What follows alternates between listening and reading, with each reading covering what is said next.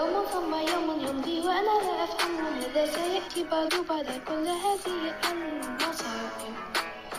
يا ترى ماذا سيحدث أيضا؟